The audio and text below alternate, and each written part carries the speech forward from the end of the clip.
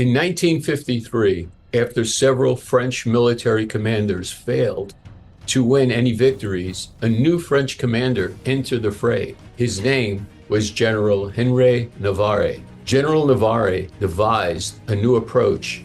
Instead of allowing the Viet Minh to use guerrilla tactics in the jungle, the French should lure them onto an open battlefield.